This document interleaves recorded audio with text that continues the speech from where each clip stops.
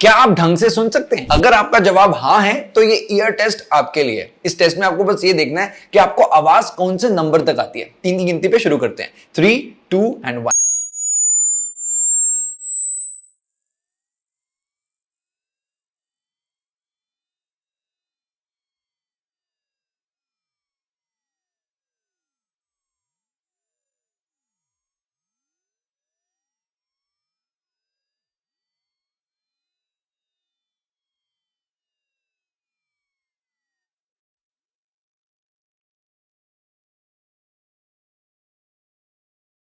आपके कानों की एज कितनी आई मुझे कमेंट सेक्शन में बताइए और ये वीडियो अपने उन सभी दोस्तों को भेजिए जो हर टाइम अपने कानों में ईयरफोन्स लगाए रखते हैं।